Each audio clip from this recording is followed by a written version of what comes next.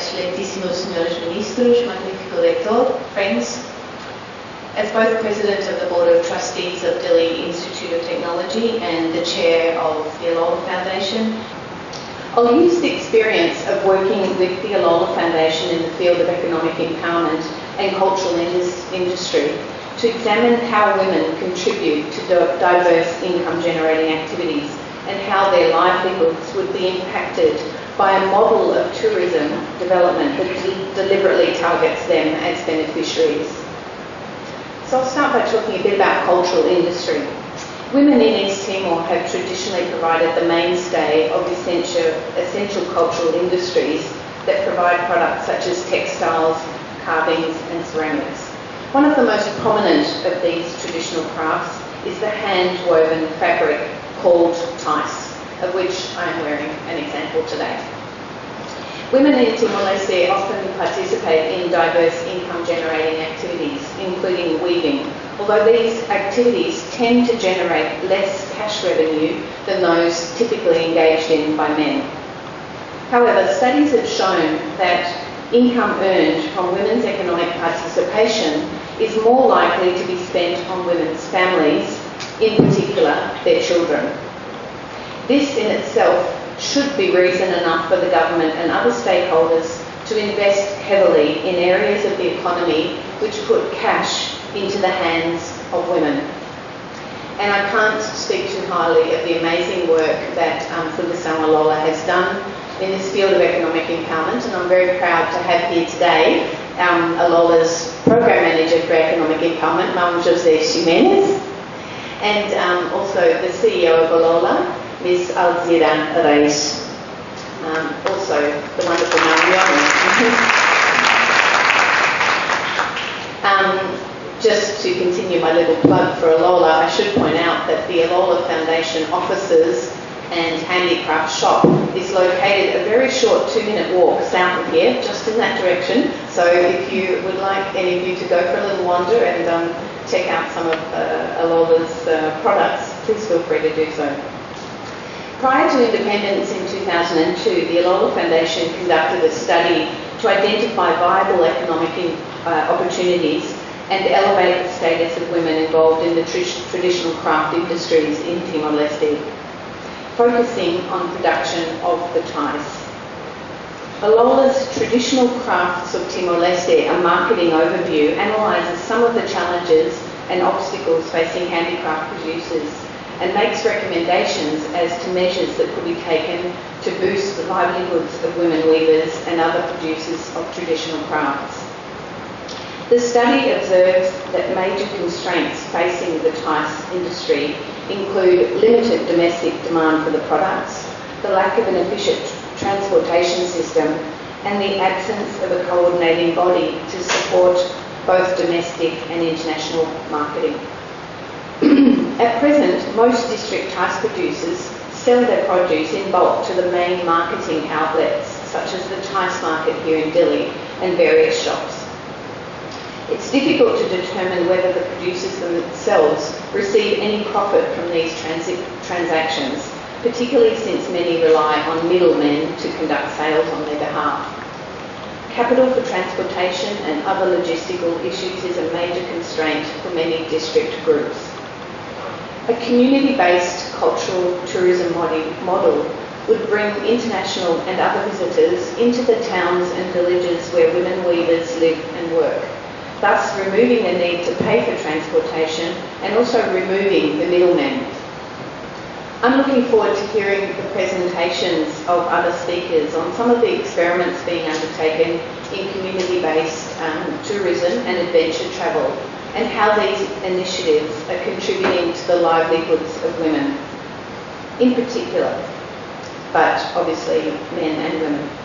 Given that 70% of the population of Timor-Leste live in rural areas, focusing on job creation in rural communities and building the capacity of rural populations is bound to benefit both men and women.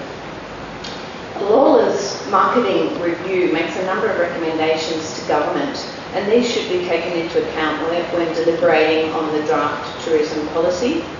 and in preparing the complementary implementation strategy and detailed action plan.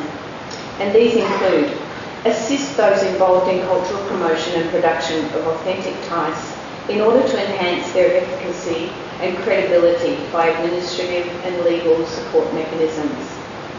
2, explore legislation to protect the intellectual property rights, or at least the work of the weavers, as a means of empowering them with a technical skill and therefore economic value for their work. 3, the protection of exportation and sale of tais which are not traditional Timorese tais by way of authenticity certification legislation. Now I'd just like to reflect on whether it's not better for women to be self-employed. A 2014 Alola Foundation study on women workers in the private sector in Oikusi and Kobalima presented disturbing evidence that large numbers of women employed by business operators, including shops, restaurants and other companies, up to 39% in some cases, are vulnerable to sexual harassment and abuse and to violation of their rights as workers, including the right to the basic minimum wage, equal pay, sick leave, etc., as set forth in the 2012 Labour Code.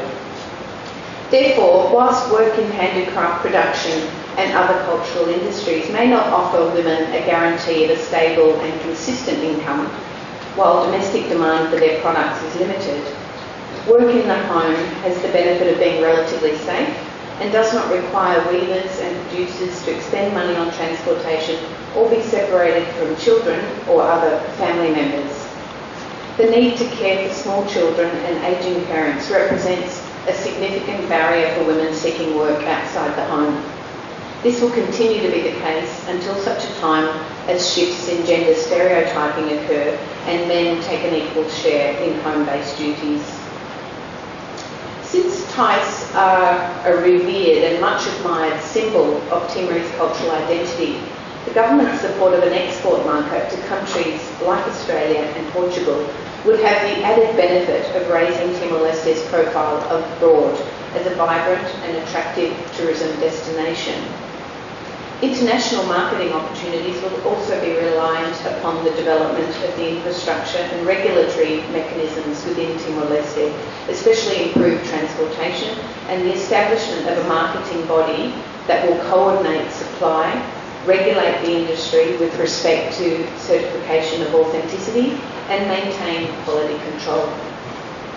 Planning for any development of the tais industry also requires an emphasis on training in quality control, pricing structures, small business and product development. The negative flip side of more active promotion of culture, including cultural products as a lure for tourists, is that culture runs the risk of being commodified. Which brings me to consider some of the potentially negative socio-cultural impacts of tourism. Tourism can turn local cultures into commodities when religious rituals, traditional ethnic rites and festivals are reduced and sanitised to conform to tourist expectations, resulting in what has been called reconstructed ethnicity.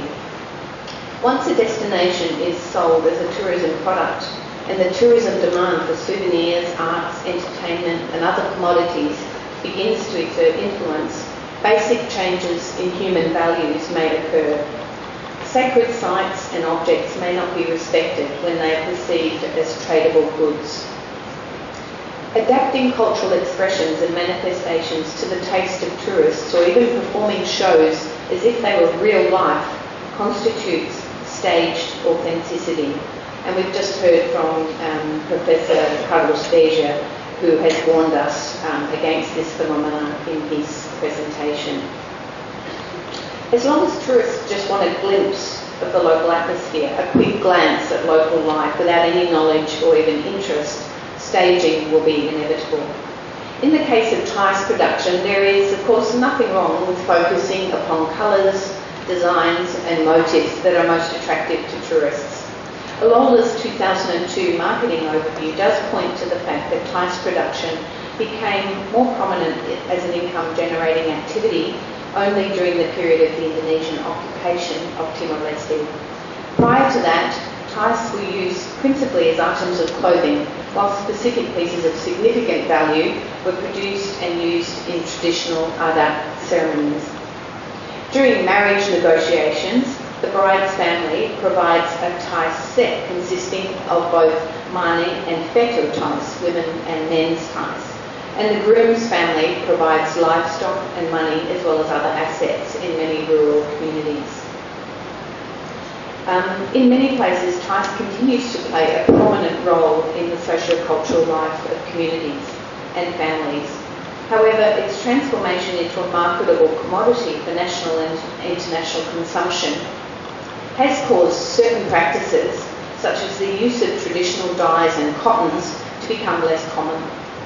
Commercially produced threads and dyes from Indonesia became the norm in the production of tais during the period of Indonesian occupation. Alola and other organisations, such as Timor-Leste, have done a good deal of research and work on promoting and documenting the traditional practice of producing dyes from leaves, bark and fruit rinds, and the hand spinning of locally harvested cotton. Quality tais for adat ceremonies are still sought after, with master weavers, both male and female, holding an esteemed place within communities in recognition of their skills. Provided that tais production for the tourist market is seen as quite distinct from its important place in socio-cultural life, and concrete efforts are made by government and other players to uphold and promote the importance of both, Timor-Leste's traditional textiles can be expected to thrive with the burgeoning of tourism.